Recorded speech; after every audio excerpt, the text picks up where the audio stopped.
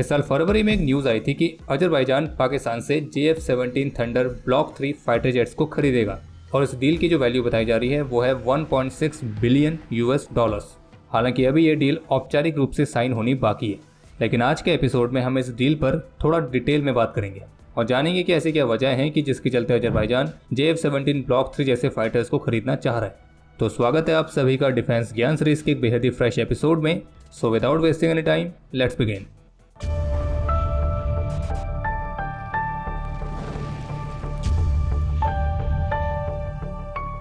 अभी कुछ समय पहले Washington based centre for European policy analysis, तो इन्होंने अपनी रिपोर्ट में इस बात को हाईलाइट किया था कि कैसे यूक्रेन के साथ कॉन्फ्लिक्ट के कारण अजरबैजान के हथियारों की जो खरीद है उसमें एक महत्वपूर्ण बदलाव देखने को मिला है।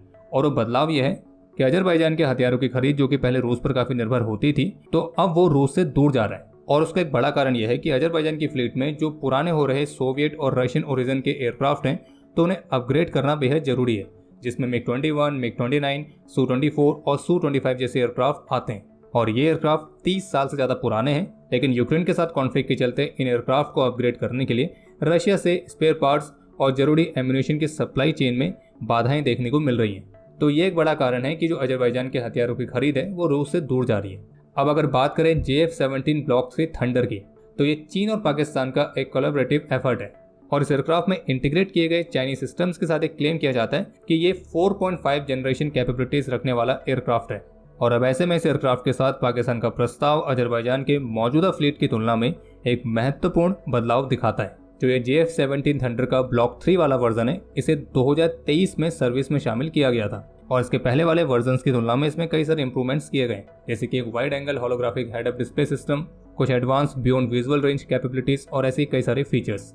ये जो एयरक्राफ्ट है ये इक्विप्ड है KLJ-7A X बैंड की 3D AESA रडार के साथ, जो कि 150 किलोमीटर की दूरी से पायलट को मल्टीपल टारगेट्स को लॉक करने की एबिलिटी देती है।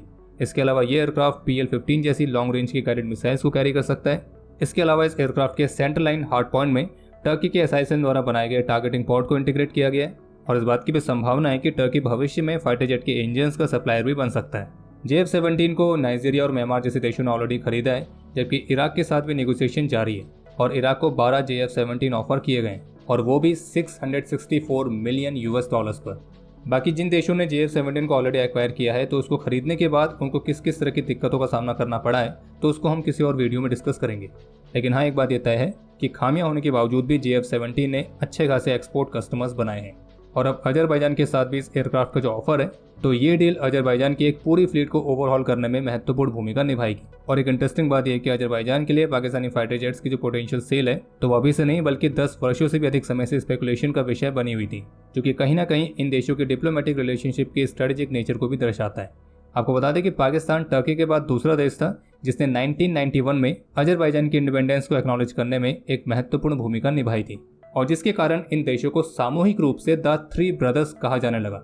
हालांकि 2017 में अजरबैजान के पाकिस्तान के साथ एक स्ट्रॉन्ग रिलेशंस के कारण आर्मीनिया ने रूस के नेतृत्व वाले CSTO यानी कि कलेक्टिव सिक्योरिटी ट्रीटी ऑर्गेनाइजेशन, तो उनके साथ पाकिस्तान के संभावित जुड़ाव में बाधा डाली थी। और जबकि पाकिस्तान ने आर्मीनिया के साथ अपने विवादों में अजरबैजान का लगातार समर्थन किया है, खास तौर पर नारगोनो करबाख के मामले में। और अजरबैजान के लिए पाकिस्तान का जो सपोर्ट है, ये 2020 में 44 दिन तक चले दूसरे करबाख युद्ध के दौरान स्पष्ट रूप से दिखाई दिया था। और इस कॉन्फ्लिक्ट में अजरबैजान को सपोर्ट करने के लिए पाकिस्तान ने अजरबैजान में अपने मिलिट्री एडवाइजर्स भेजे थे और फिर इसके बाद पाकिस्तानी आर्मी चीफ ने नवंबर 2023 में अजरबैजान को विजिट भी किया था।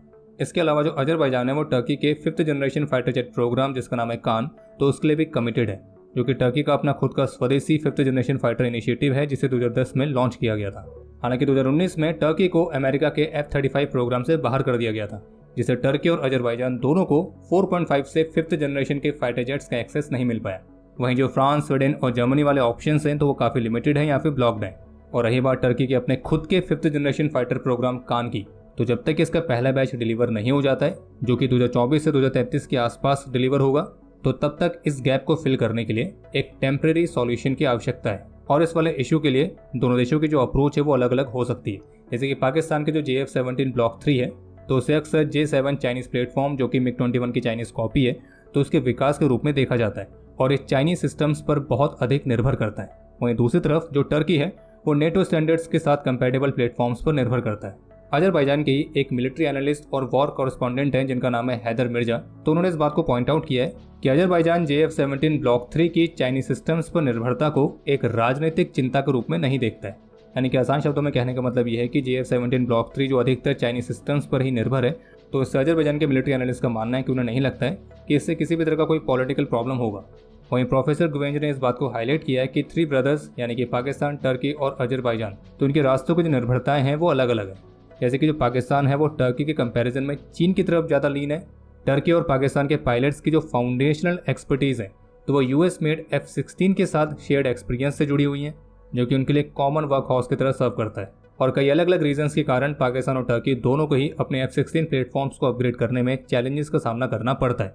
ऐसा आपको बता दें कि इसी साल की शुरुआत में टर्की ने अमेरिका के साथ एक डील साइन करी थी जिसमें उनके 70 F-16 को ब्लॉक 70 में अपग्रेड करना शामिल था, जबकि इसके अलावा 49 यूनिट्स की खरीद भी शामिल है। और जबकि पाकिस्तान द्वारा अजरबैजान के लिए जो JF-17 ब्लॉक 3 का ऑफर दिया गया तो उसमें उनकी स्ट्रेटजी काफ़ी अलग थी। जैसे कि पाकिस्तान इस डील के साथ क्लेम करता है कि JF-17 ब्लॉक 3 को अपनाने से आपको अधिक कस्टमाइजेशन मिलेगा और आपके पास जो मौजूदा मिसाइल सिस्टम्स हैं आप उनका भी यूटिलाइज कर पाएंगे। इसके अलावा अजरबैजान के साथ इस डील के डिस्कशन में former vice chief Saeed Khan का भी कहना था कि JF-17 block 3 platform Indian air force के साथ हुए एंगेजमेंट से प्राप्त एक्सपीरियंस से भी प्रेरित है, जो उसकी वैल्यू में एक स्ट्रेटेजिक डायमेंशन को जोड़ता है। उनके मुताबिक इंडियन एडवर्सरीज के खिलाफ पाकिस्तानी पायलट्स को कॉम्बैट सिनेरियोज में एक एक्सटेंसिव एक्सपीरियंस प्राप्त है और इस एक्सपीरियंस में कई अलग अलग वैरायटी के फाइटर एयरक्राफ्ट के साथ डील करना भी शामिल है। और पाकिस्तान अपनी सेल्स स्ट्रेटजी के हिस्से के तौर पर अपने इसी एक्सपीरियंस का फायदा लेता है और केवल भारत के खिलाफ ही नहीं बल्कि कुछ हद तक ईरानियन ओपोनेंट्स के सामने भी पाकिस्तानी पायलट्स ने इस तरह के कुछ एक्सपीरियंस प्राप्त किए हैं।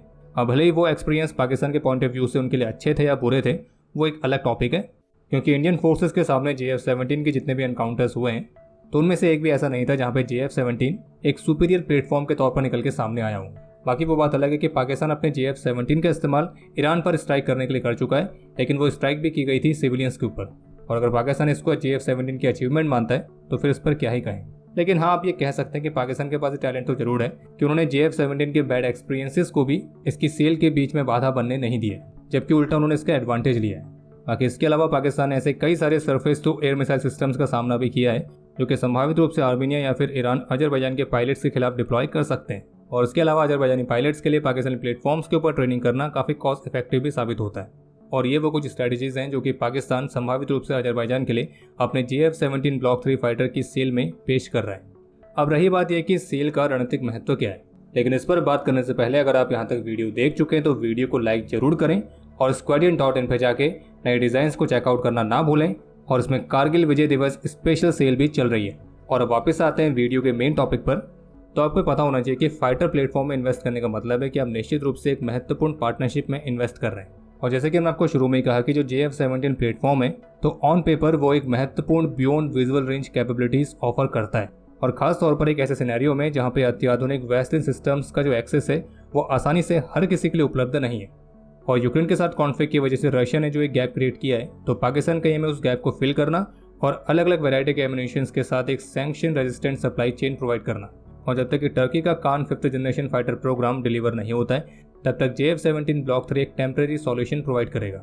और पाकिस्तान और अजरबैजान के बीच फाइटर एयरक्राफ्ट की डील को लेकर भारत ने हमेशा ही एक आवाज़ उठाई है और इस बात की भी पूरी संभावना है कि भारत डिप्लोमेटिक चैनल्स के माध्यम से भी अपने कंसर्न्स को कम्युनिकेट करेगा, जिसमें एक रिस्पॉन्सिबल आर्म्स ट्रांसफर की इंपॉर्टेंस पर जोर दिया जाएगा।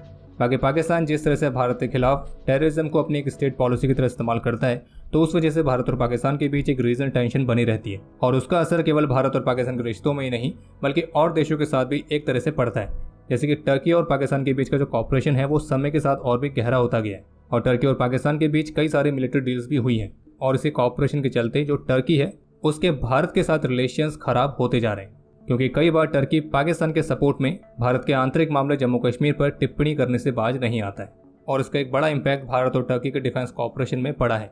और ऐसे में देखने को मिला था 2023 में जब भारत ने टर्की से फ्लीट सपोर्ट शिप्स को खरीदने वाली योजना को स्क्रैप कर दिया था।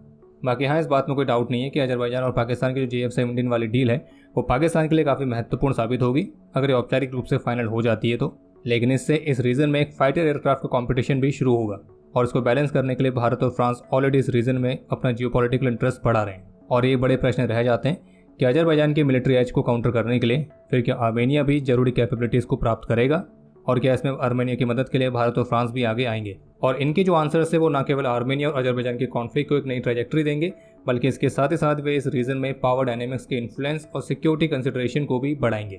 और बाकी इसी नोट के साथ हम इस वीडियो को समाप्त करते हैं। उम्मीद आपको एपिसोड पसंद आया होगा। पसंद आया तो वीडियो को लाइक जरूर करें। कोई भी सुझाव या सवाल हो तो उसके लिए कमेंट सेक्शन ओपन है। और अगर आपने अभी तक चैनल को सब्सक्राइब नहीं किया है तो सब्सक्राइब जरूर करें। हम जल्दी मिलेंगे नए एपिसोड के साथ। तब तक के लिए जय हिंद, जय भारत।